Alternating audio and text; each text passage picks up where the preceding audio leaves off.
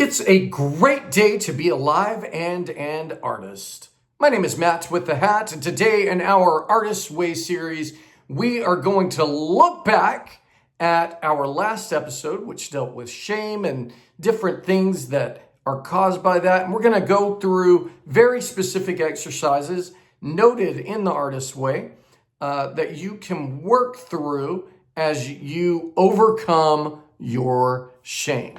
So I hope you're having a beautiful evening. I hope you're doing the work, having those artist dates. Go see Wicked, by the way. And we're just going to go through different exercises and see what occurs. So exercise number 1 is to describe, maybe it's in words, maybe it's through a drawing, your childhood room. All right. Now, what was your favorite thing in that room? What made you feel safe, right? Depending on the circumstances, I mentioned in my last video that I had my Donkey Kong doll that I loved when I was younger, right? And that Donkey Kong has been through everything, right? And so there was Donkey Kong, and then when I was older, there was this big Joker mural from when Jack Nicholson played the Joker, right? So what was your favorite childhood thing? Next thing. Look at your room now, and what is your favorite thing in your room now? Anything? Is anything in there personal? Maybe it might be good to get something you like in there, okay?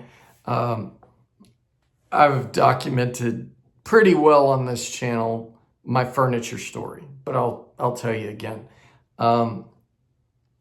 When we moved here, we didn't have furniture because it was COVID, and we moved to California, and we sold everything to move to California. And we were at a furnished place, and it was great. It was awesome. And then COVID hit, and theater jobs dried up. And so we moved back to Texas, okay? And we had all these generous people give us different furniture things. And so we had a coffee table, and we had this cabinet, and et cetera, et cetera, et cetera. And early on in our time here, my partner kept saying, our couch is so soft. Oh, I'm so grateful for all the things that people have given me, but I don't feel like it's home.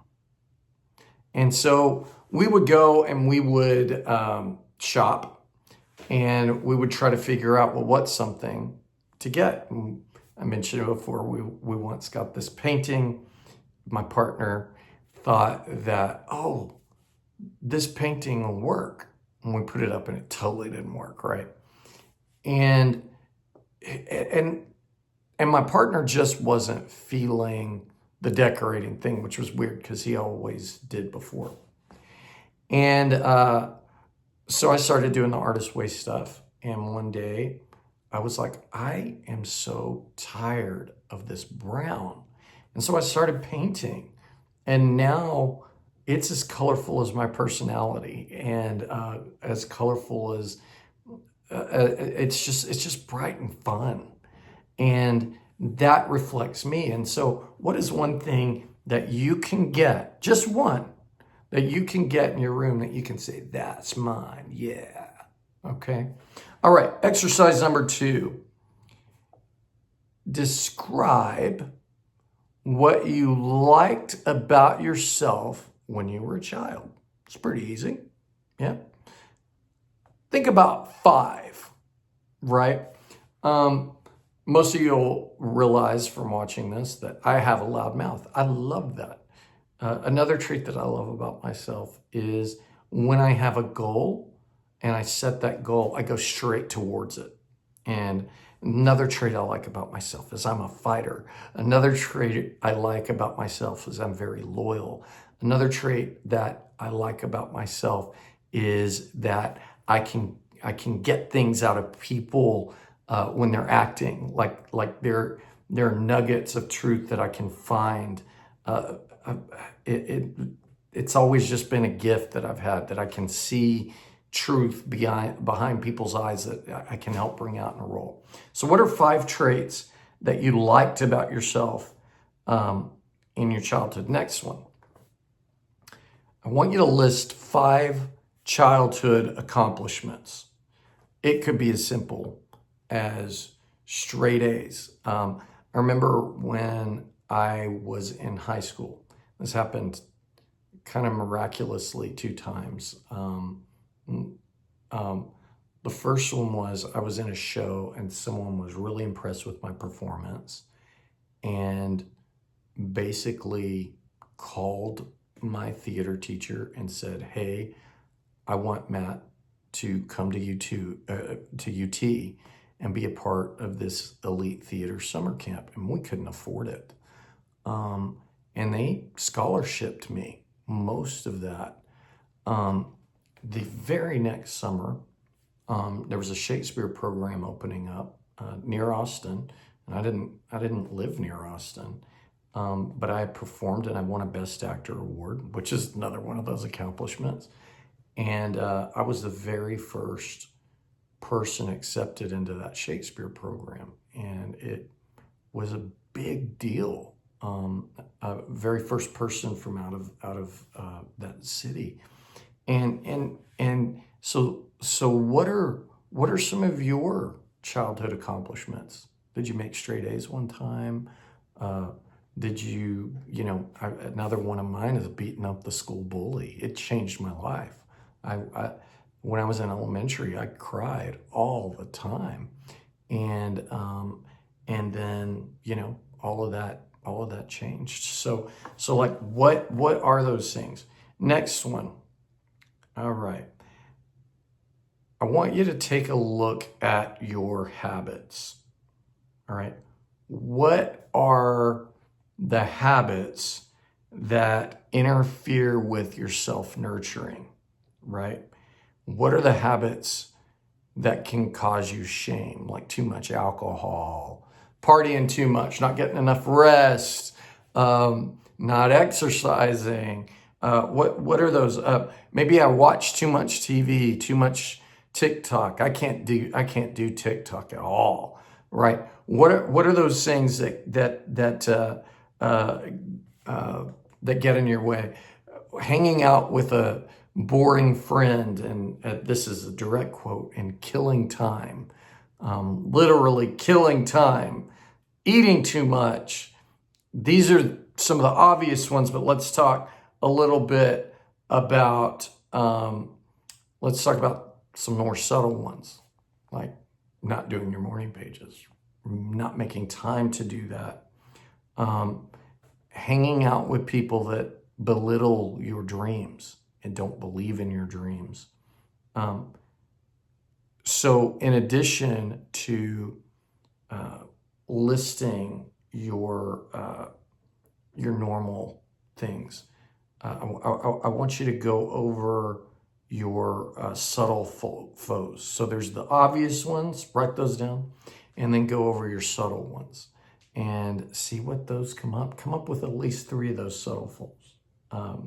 Next one, this one will be kind of fun. Make a list of friends who nurture you. And let's make sure that is true nurture, where they're believing in you, they believe in your competency, they believe in your skill, they believe in your dreams, and they're not trying to belittle you, right? So we're talking about the people that we don't want, but we also want that. Next one is call a friend and who treats you like you are amazing and praises you when you accomplish things, and call them and tell them how much you appreciate them. Gratitude goes a long way, right? Next thing is called the inner compass. And these are the things that warn us when something's off. And this is the thing that tells us when something's good. So I mentioned going to England. It was something that I just knew that I was supposed to do.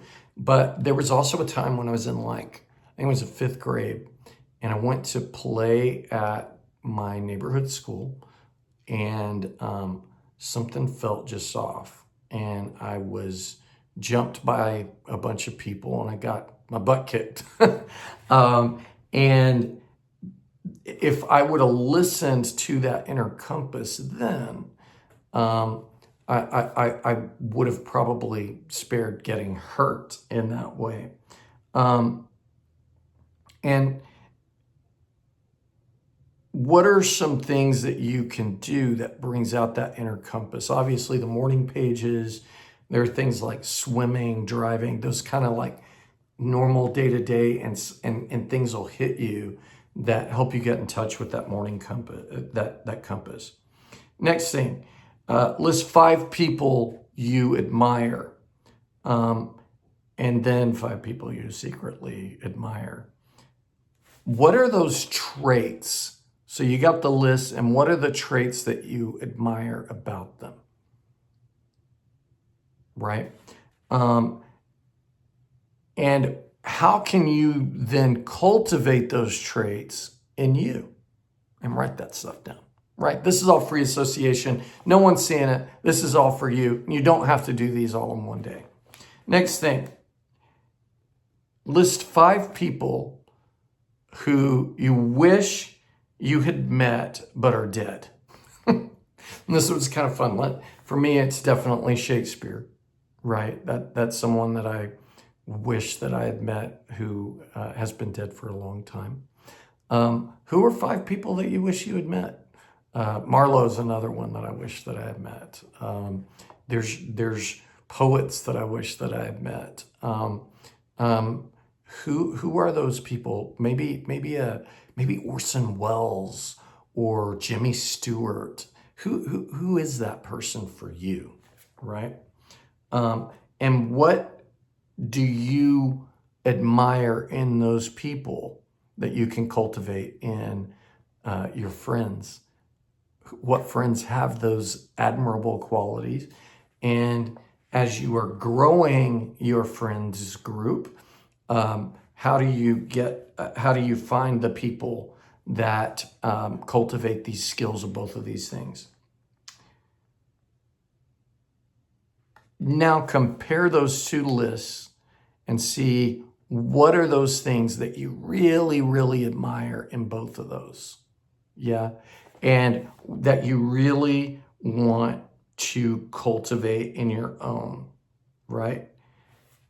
Go with the fun. Go with the fun. Let the kid rule, right?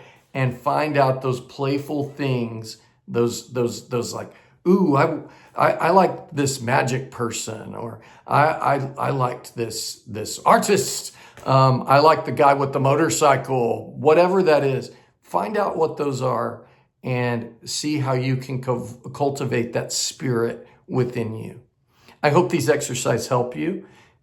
They definitely have helped me and are continuing to help me. You are amazing. I love you. Have a beautiful day.